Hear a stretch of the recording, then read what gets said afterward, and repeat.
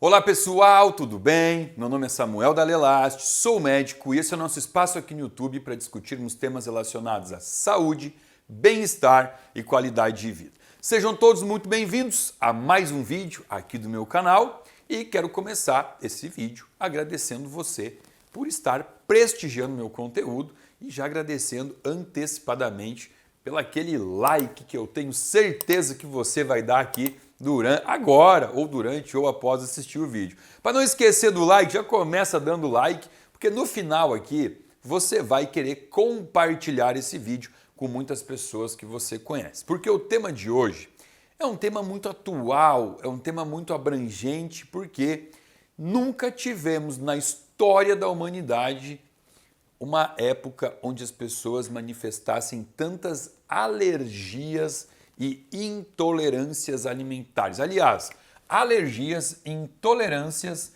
e sensibilidades, que é justamente o nosso objetivo do vídeo de hoje, entender um pouquinho da diferença de cada uma desses três itens que eu botei no quadro, tá? Lembrando que isso é um assunto extremamente técnico, extremamente detalhado e que fica impossível discorrer sobre alergias, sensibilidades, intolerância e trazer aqui toda a informação que as pessoas precisam. Então a ideia desse vídeo é trazer o que é importante sobre cada um deles, como a gente pode diminuir a nossa probabilidade de desenvolver alergia, intolerância ou sensibilidade alimentar. E claro, né, obviamente, quando um paciente está apresentando algo assim, ele precisa de um médico especialista, não só um médico, um nutricionista muito bom, porque não é um vídeo no YouTube que vai ajudar a tratar algo tão difícil. Tá? Então assim, a gente sabe, né, que estamos vivendo esse momento onde os consultórios dos médicos e dos nutricionistas estão cheios, lotados de pessoas desenvolvendo algum tipo de alteração com o alimento. E essas alterações, elas podem, eu vou trazer aqui, vou falar agora de formas de manifestação, que eu tenho certeza que muitos de vocês que estão aqui assistindo vão falar, opa, eu tenho uma dessas, alguma dessas aí. Olha só, quando você come e aquela barriga fica extremamente inchada e distendida, aquela barriga que incha depois da refeição, você tem ou uma alergia, uma intolerância ou uma sensibilidade. Quando você consome algum alimento e você desencadeia, não necessariamente naquele momento, mas nos próximos 3 dias, algum tipo de rinite, fica fungando, fica com o olho mais inchado, fica com uma coceirinha no corpo, manifesta principalmente aqui ó, no tríceps, aqui atrás do braço, umas bolinhas aqui assim, que você passa a mão, parece um monte de cravinho. Quando você desenvolve dermatite seborreica, que é aquela casquinha que faz na sobrancelha, no couro cabeludo, aquela caspa que cai da cabeça. Quando você desenvolve dermatite em outros locais do corpo, uma dermatite atópica, tudo isso está associado a alguma alteração ao alimento que você consumiu. Tá? Então, por isso que eu comecei o vídeo falando que isso é algo extremamente recorrente. Bom, o que a gente tem que entender, eu vou tentar não ser tão técnico para não ficar chato aqui. Ó.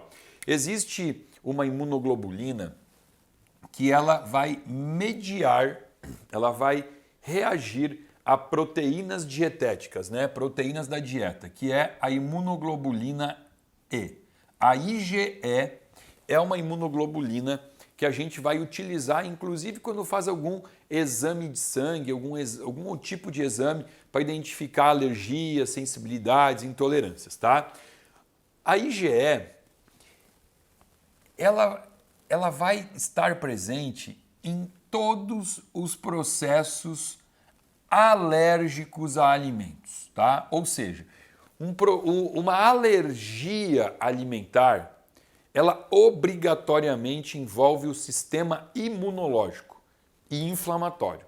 É uma resposta inflamatória imunológica no corpo mediada por uma imunoglobulina E. Coisa que não necessariamente eu vou encontrar aqui nas intolerâncias, tá? Então, quando eu identifiquei que esse paciente tem lá uma reação alérgica ao ovo, que é super comum, uma reação alérgica ao amendoim mediada por IgE, eu posso falar que realmente é uma reação alérgica. Esse paciente tem uma alergia.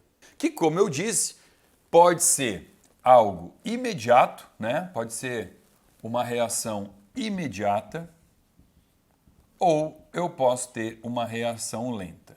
As imediatas, né? Como a gente falou aqui, eu posso fazer um edema de face, eu posso fazer um edema de laringe.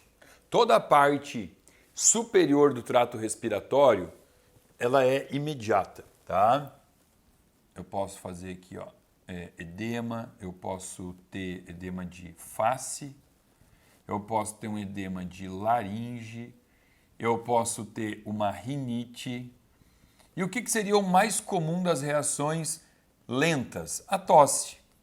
Então, aquele paciente que tem uma tosse meio crônica, claro, isso pode ser refluxo, isso pode ser um monte de coisa, mas eu tenho que pensar também que pode ser uma reação lenta a algum alimento que esse paciente está consumindo, tá? Como eu disse aqui, a intolerância, na maioria das vezes, não é mediada por IgE, tá?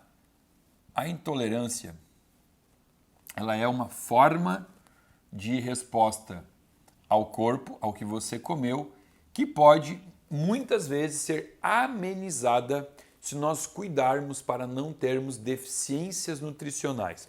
Algumas deficiências nutricionais aumentam a probabilidade de você desenvolver intolerância a alguns alimentos. E vamos começar aqui falando de uma das mais importantes, né, o retinol ou a vitamina A. A vitamina A, ela tá muito, a deficiência da vitamina A está muito associada ao aumento de intolerâncias, tá? Por quê? Primeiro, porque vitamina A matura lisossomos, matura os neutrófilos, que são as primeiras células de defesa que vão chegar no local, células natural killer também. E o que são aqui lisossomos e neutrófilos? São células fagocitárias. O que é isso? Olha só, o que é uma fagocitose? Eu tenho aqui um antígeno, eu tenho aqui uma coisinha bem ruim para o corpo, e aqui eu tenho uma célula fagocitária que pode ser um lisossomo, um neutrófilo, um monócito, qualquer uma delas. O que acontece? Olha como é que a célula fagocitária tira isso aqui do corpo. Ela vai chegar pertinho, ó, quadrinho 1, quadrinho 2, quadrinho 3, ó.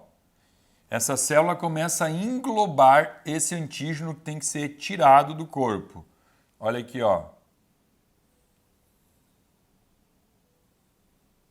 Olha como está englobando. Isso chama fagocitose. Ó, agora, olha aqui, ó. Olha o que aconteceu. Pegou e comeu. Botou para dentro da célula e agora ela dá um jeito de retirar isso do corpo. Por quê? Porque isso aqui faria mal ao corpo. Então, se eu tenho déficit de vitamina A, eu tenho déficit de maturação de células que fazem a fagocitose e por conta disso eu tenho dificuldade de retirar esses antígenos que podem ter vindo do alimento e com isso eu posso então ter uma maior resposta de intolerância. Estão entendendo? Além disso também, a vitamina A ela vai ser extremamente importante para diminuir uma interleucina muito inflamatória. Porque olha só, já dei aula aqui para vocês falando sobre gordura visceral, sobre resistência insulínica, sobre... Aqui ó, Fernandão, vamos lá. Gordura visceral, né? Como que a gordura visceral, barriga, aumenta a inflamação. Vídeo de inflamação, tá aqui também, mostrando todo o conceito de uma inflamação sistêmica. E nesses vídeos de resistência insulínica também, eu sempre falo de hormônios pró-inflamatórios. E cito alguns deles, né? N, F, K, B, TNF, fator de necrose tumoral. E um deles que é bem importante, interleucina 6. A interleucina 6 é das citocinas, das interleucinas mais inflamatórias ao corpo. Só que a interleucina 6 estimula a interleucina 17, que junto com ela é assim, ó, é aquele amigo perigoso que juntou com outro amigo perigoso para fazer o mal. Vamos sair hoje para quebrar tudo? É mais ou menos isso. A interleucina 17 é altamente inflamatória e a vitamina A diminui a expressão da interleucina 17. Então vem comigo, olha só, vamos entender. Quanto mais inflamado tiver o corpo de um paciente, mais risco de desenvolver intolerâncias alimentares. A gente encontra isso muito, tá? E quanto mais estressado tiver esse paciente, mais risco de desenvolver intolerâncias. Por quê? Porque o cortisol é um inibidor da vitamina A. Aliás, é um inibidor da imunoglobulina, da IgA secretora. Até falei errado. Ele não inibe a vitamina A, mentira. Ele inibe a imunoglobulina A secretora, tá? Que faz a produção do muco no intestino, que deixa o teu intestino bonitinho. Só que a imunoglobulina A secretora, ela é dependente de vitamina A. Então a relação é essa. O estresse causa um comprometimento de uma imunoglobulina que tem como função melhorar a mucosa do intestino, porque intestino sem mucosa é igual a intestino inflamado. E que a gente já falou aqui sobre isso diversas vezes, isso aumenta a probabilidade de desenvolver uma doença chamada hiperpermeabilidade intestinal. Então, olha só, vamos entender isso aqui que é fundamental. Quer ver? Ó? Aqui eu tenho o intestino e aqui eu tenho as células do intestino, chamadas de enterócitos. Olha aqui, ó, bem bonitinho, tudo coladinho, ok?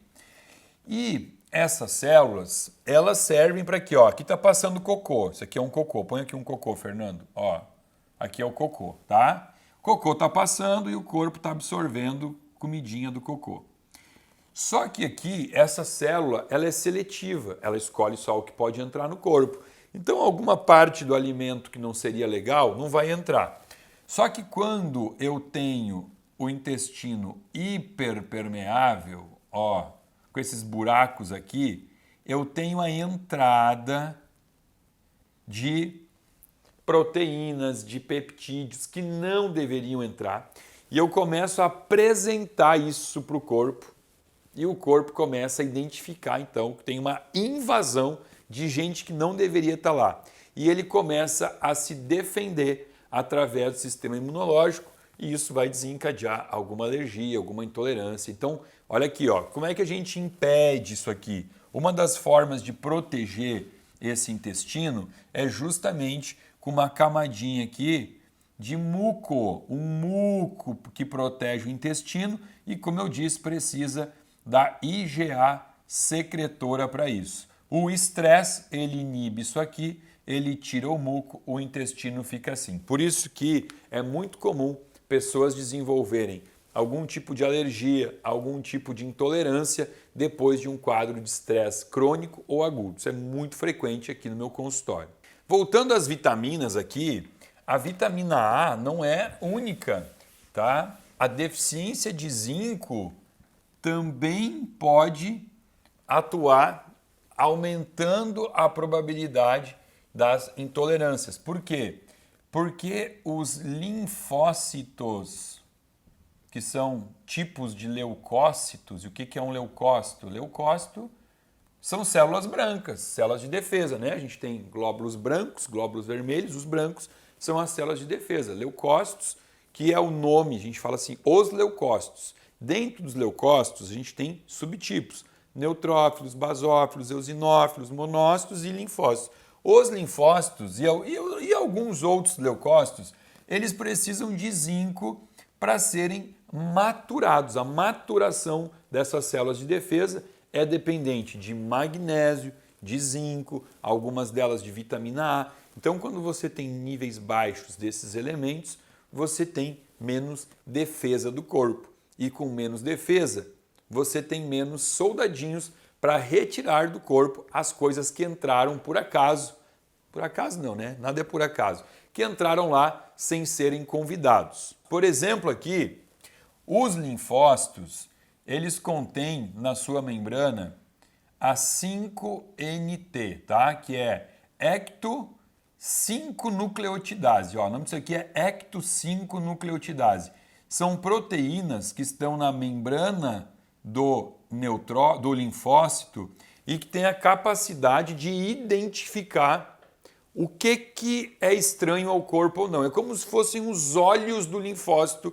O linfócito é a célula, é o policial, né? Imagina um policial cego. Aí tem um cãozinho do policial que ajuda ele a identificar quem é o traficante, quem é o bandido. Então, a 5-NT, que é essa proteína identificadora, ela é dependente de zinco, tá? Então, ó, não é que você tem zinco, você tem zinco tem muitos alimentos que tem zinco, né? Mas o problema todo nem é onde tem zinco, o problema é como absorver o zinco, porque tem uma máxima que fala assim, você é o que você come.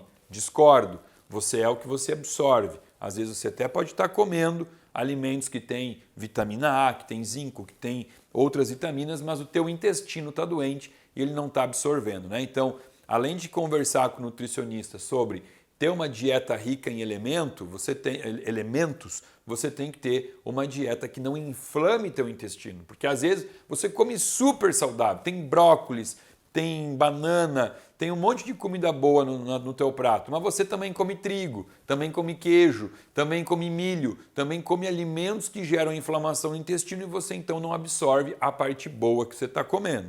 Outra questão importante aqui de deficiência, que a gente tem que falar, e é muito comum, é a deficiência de ferro. Por quê? Deficiência de ferro é igual a anemia. E nós temos dois tipos de imunidade. A imunidade inata, o que é isso? É a imunidade que a gente herda da mãe, nasceu com ela, e a imunidade adquirida, que é a imunidade que nós vamos adquirindo ao longo da vida quando somos expostos a alguns antígenos. Só que essas defesas imunológicas, elas são imunocomprometidas quando eu tenho uma anemia.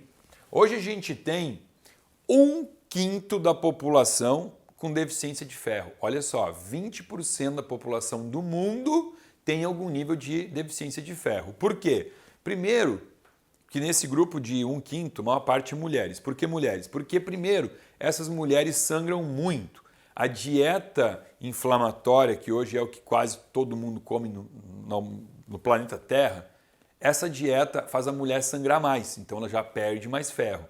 E ela não consegue repor esse ferro porque ela tem um comprometimento das velocidades do intestino que faz com que ela, mesmo comendo alimentos com ferro, ela não consiga absorver. Então isso tudo mudaria se nós tivéssemos uma dieta anti-inflamatória. Então, como a gente tem 1/5 da população do mundo com algum comprometimento do ferro no sangue, algum tipo de anemia, olha como começa a ficar claro porque que tantas pessoas têm esse tipo de manifestação, ou de alergia, ou de intolerância, ou de sensibilidade, tá? Então, assim, esses 3 elementos, vitamina A, zinco e ferro, seriam os mais importantes para a gente pensar e repor num paciente que está apresentando algum tipo de alteração dessa. Por enquanto, ó, vamos decorando, vai ter mais coisa que eu vou falar aqui durante o vídeo. Vamos falar aqui de outro fator bem importante que explica também esse aumento das alergias, intolerâncias e sensibilidades. Os alimentos na natureza, eles são sazonais, tá? O que isso quer dizer? Sazonalidade quer dizer o seguinte, que cada fruta, vamos falar das frutas principalmente, tá?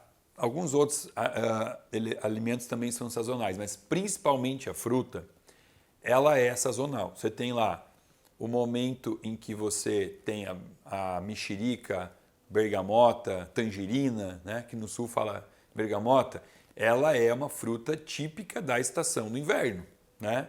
Você tem o verão, a melancia é a fruta típica do verão. naturalmente a gente não encontra melancia no inverno, não encontra mexerica no verão. Por quê? Porque Deus fez tudo certinho, para que a gente não fosse exposto aos mesmos alimentos o ano inteiro.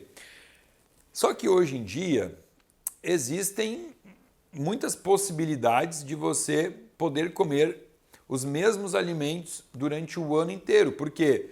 Porque tem as frutas de exportação, né? Então muitos países exportam frutas para o Brasil e se você quiser você consegue comer a mesma fruta o ano todo. Então você vai expor o teu corpo à mesma fruta, ao mesmo alimento o ano inteiro. Coisa que quando você fazia lá a tua alimentação baseada no que era o possível de encontrar, você não tinha esse excesso de exposição. Então, o teu corpo, vamos inventar aqui a melancia. Você comia melancia 3, 4 meses, depois você ficava muito tempo sem teu corpo receber aquele tipo de informação da melancia. Depois, no outro ano, você comia de novo e sempre fazendo esses gaps, né? Esses intervalos longos. Hoje em dia, não. Você tem essa exposição contínua e isso aumenta muito as intolerâncias e alergias principalmente. Sensibilidade é uma questão que está intimamente associada também à exposição contínua, né? E eu vou trazer para vocês 2 alimentos que quando a gente faz exames de hipersensibilidade, esses 2 alimentos eles são assim, ó, os que mais vêm alterados, tá? São os ovos e as oleaginosas. Aqui a gente vai botar castanha, nozes, tá? Isso aqui não faz bem, Samuel? Não, faz bem. Mas principalmente ovo, tem muito paciente que come ovo todo santo dia, tá? Todo dia. O que isso faz? O ovo, quando consumido diariamente, ele aumenta muito o risco de desenvolver uma hipersensibilidade. Castanha, então, demais. Por quê? Porque hoje existe essa tendência, as pessoas despertaram finalmente para o assunto leite, né? Não querem mais tomar leite de vaca, porque entenderam que não faz parte do natural. Só que aí começa a fazer o seguinte, começa a tomar leite de castanha, aí troca o queijo de vaca pelo queijo de castanha, aí o lanche da tarde é castanha. Então a castanha ela está sendo usada como base de alimentação e isso está fazendo com que muitas pessoas desenvolvam algum tipo de hipersensibilidade a esses alimentos, tá? Então como é que funciona isso? Quando você identifica essa hipersensibilidade, você tem que tirar isso da alimentação por um período até que diminua essa resposta inflamatória que você está fazendo pelo alimento. E depois de um certo tempo, o nutricionista ele vai colocando de volta isso, percebendo alguns sinais que o corpo pode ir dando, mas ele não coloca de novo naquela quantidade e frequência diária que a pessoa consumia.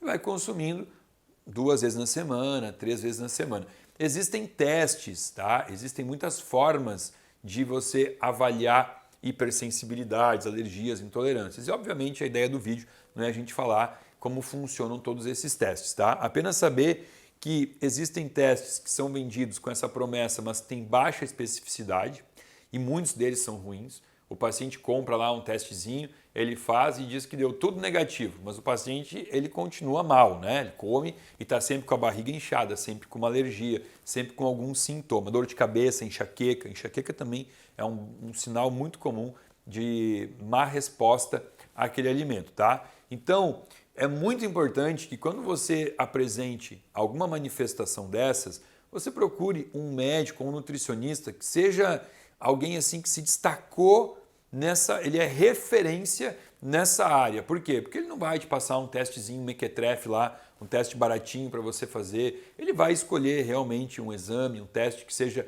fidedigno, que traga uma resposta fiel e que possa, a partir daquela resposta, fazer o manejo dietético nutricional, que, como eu falei, começa sempre retirando da dieta aquele tipo de alimento que apontou ali como um alimento mais alergênico, com mais sensibilidade, enfim, e depois de um tempo volta a colocar isso de novo na dieta.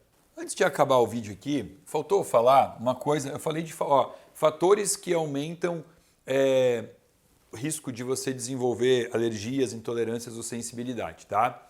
Falamos de estresse, falamos de deficiências nutricionais, falamos de hiperpermeabilidade intestinal, falamos de excesso do mesmo alimento, né? Recorrência, dieta monótona, aquela dieta com pouca rotatividade nutricional.